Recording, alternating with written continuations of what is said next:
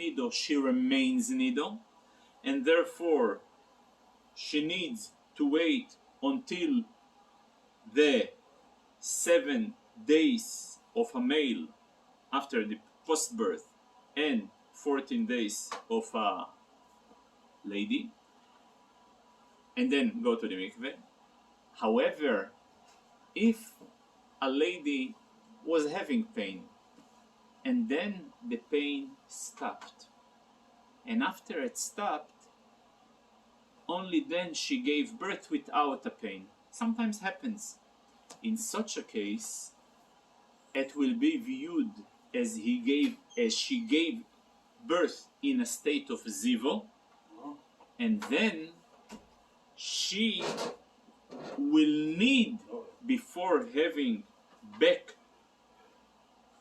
being back in contact with her husband, she needs to have 7 clean days and go to the mikveh, and only then have relations with her husband. So that's a very important nuance as far as the birth giving in a state of nido, in a state of zovo, in a state of zovo with pain, and a state of zovo without pain. Sorry, so in a state of zovo without pain, no 33 days? In a state of zovo without pain, it's considered as she gave birth. Then she needs to wait until she's clean, Shivo Nekim, and only then, after she determines that Shivo Nekim, those Shivo Nekim, let's say theoretically she gave birth and she managed to find herself clean the first day, right after birth. Sometimes it happens, she's clean. So those 7 days happens to be a male.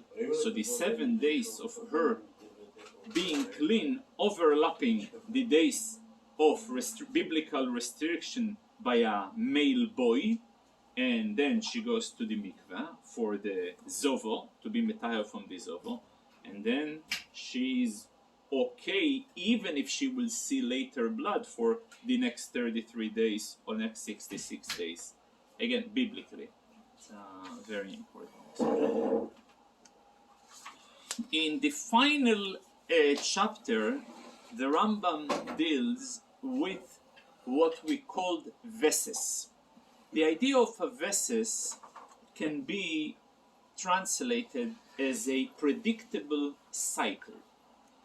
In other words, after 3 repetitive occurrences, repetitive can come in a few ways.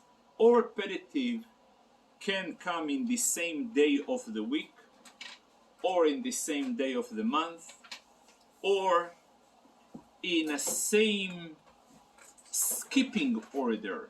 In other words, sometimes can be a situation that a lady will see, let's say, after 14 days, after 15 days, after 16 days. This is a skipping order where only one gap there is, but sometimes can be a skipping order of 2 days or 3 days. As long as a pattern has been created, this pattern will be honored, and any future appearance of that particular date will be restricted upon the couple to be in union together, since there is an expectation of the cycle to reoccur. However, patterns can be broken, but in order to break them, 3 breaking occurrences must appear in order to break the already established pattern. So that's the general rule as far as the predictable type of veses are going. Now, if a lady, for example, have forgotten her veses, her predictable cycle, so as I said before, as like similarly in a similar state, she is taking both sore ends of the stick, and she will apply the tumor of nido, regardless, even if she saw 1 day or 2 days, she applies the idea of nido, and in any times that she sees 12 days, as I said before, she will apply the ruling of Zovo with the entire Shivonikim. That's in a nutshell the summary of today's Rambam.